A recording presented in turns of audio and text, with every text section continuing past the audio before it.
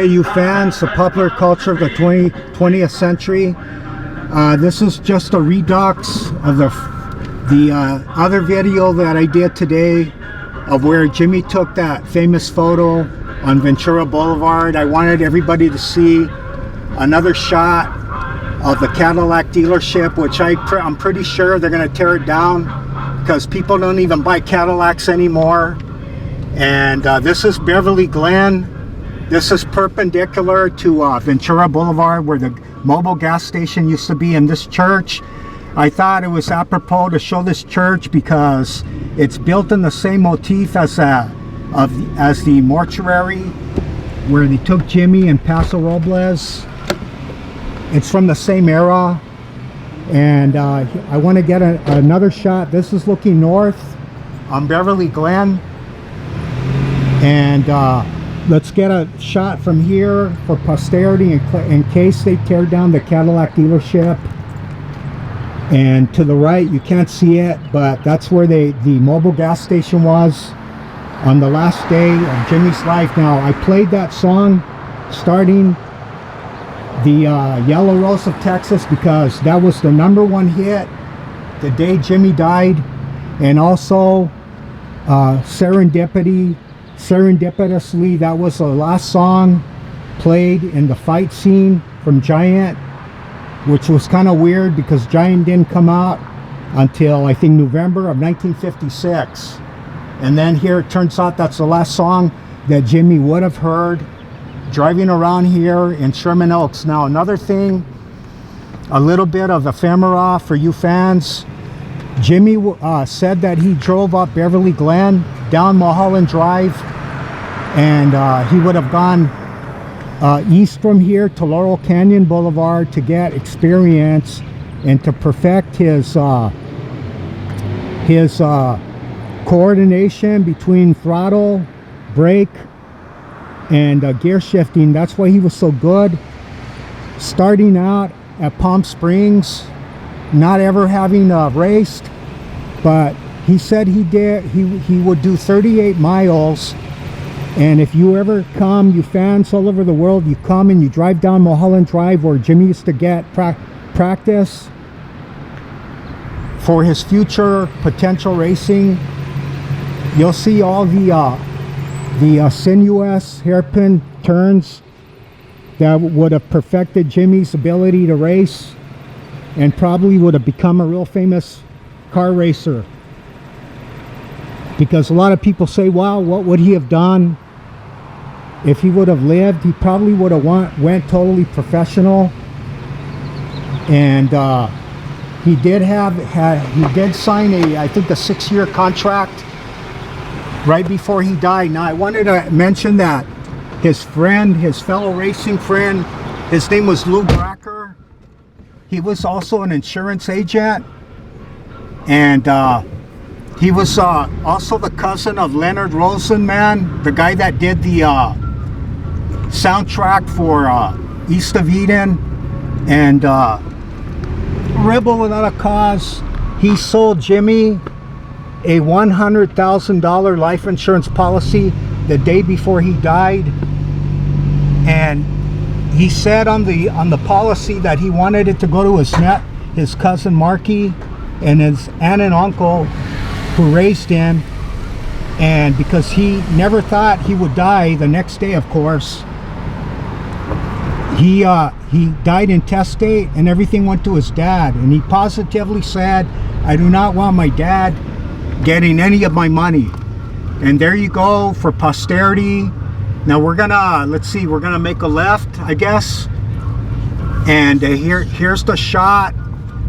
And I did get, as you fans know, if you're a fan of my channel, that's where the mobile gas station was, and that's where the famous photo that Sanford Roth, a photographer friend who was hanging out with Jimmy from all throughout the shooting of Giant in Marfa, Texas, until he died on the last day. And here's that Casa de Cadillac, and that's a famous photo again. I know I did it in the beginning, but there he is in his famous 130 that Dean Jeffries, the pinstriper, painted for Jimmy, and that was September 26th, a Monday. And then here I'm going. Let's get that for posterity. But let me get this. Okay, so we're going east to where Jimmy lived on Sun Drive, and I'll end it there. And there was a movie theater on the corner, which I'm sure he spent a lot of time at, Lorena movie theater, which because of earthquake problems, they said they kept the facade because there was a lot of people said, well, can you at least keep the facade and not tear it down? Okay, here's Sutton Drive, but Sutton turns Cedros turns into Sutton Drive, and there you go. At least they left the facade, but too bad. And there's Cedros, and that if you know anything about the Spanish language, that means pork or pig. Yeah, that's what it means, Cedros. Okay, so Jimmy, we're going south, and I already did a video of where his house was. They said that it was burglarized the next day that he died, and I think there was a fire. So this is Dickens Street. Of course, here all these condos, but at least the houses are still extant across the street. The houses that Jimmy would have seen, and they put a high-end house there, a mansion now. God only knows what it costs. At least $3-4 million. What with being in Sherman Oaks and all, and there's still a lot of movie stars that live here in Sherman Oaks. Before, believe it or not, it was just a this working class environment in the 50s. Okay, here's the corner. Let me see here. This is where he lived, right here. Okay, that's it. Yeah, that's it. 146, 11. And see how Cedros turns into Sutton? Okay, this is where Jimmy lived, in the log cabin. And then wait, I want to get this. Too bad, look, it was a log cabin, and he slept, it was like a loft. And let me turn around here, and this is Levitt Lane, and that house, of course, Jimmy would have seen that. Here's another gate to the compound. There it is, 14611. Let me get out and get the address for you fans. And that was Jimmy's. This is where he would relax after those trying days of being in Texas for 5 weeks. And then he started June 4th. He took a train called the Sunset Limited at Union Station June 3rd, and he arrived in Marfa June 4th.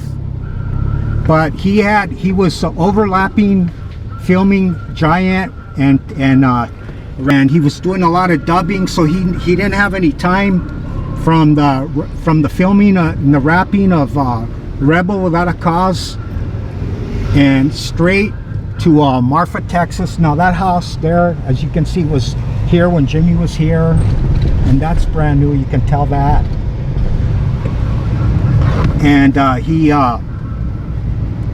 he never stopped working. Well, he had a gap from the end of filming East of Eden, and I think August of 1954, and then East of Eden didn't come out until March of 1955. So he had a gap of a few months hanging around, going to parties. I've spoken to a lot of people that met him at cocktail parties. This one guy told me he worked in some bookstore in Century City, and he said, yeah, I met him at a cocktail party in Hollywood. So you can still meet people here. Now, I just want to say the few people still alive who hung out with Jimmy would have known what kind of music he liked, what he used to do. Still alive is Lois Smith. I think she's 92. She was in East of Eden. She was a young girl that worked in I think she was a waitress at the bar in East of Eden at his mom's. His mom was a madam of a cat house. She's still alive. You can see her in a film called Roadie. And then Ursula Andress, she's still alive. She's 83, I think. And of course Carol Baker's still alive. And Dissy Sheridan, she just died. She said that Jimmy and her were going to get married. He lived with her. And Jack Greenidge, he played Moose. They said he's still alive. And Jack Simmons, Cookie. So I wish somebody would I wish people would document what Jimmy would, you know, what he liked, what kind of music he liked, conversations. I'm sure there's a lot of information we could find out. If somebody out there knows Ursula Andress, if you can get them to talk, Lois Smith, Carol Baker. So we're going east towards Hollywood. This is the route. Here's Van Nuys Boulevard, Jimmy's stomping grounds. Okay, so Jimmy, wherever you're at, good night, sweet prince. And here we come. Here's the Cadillac. We'll end it here. The Cadillac dealer, and here's where Jimmy, and there's that famous picture from the famous photo done by Philip Stern, I think. Okay, so, I mean, what are the odds, right? Okay, so thank you, and please subscribe to my channel. And thank you for watching, and we'll continue the saga of James Dean. Good night, Jimmy, sweet prince.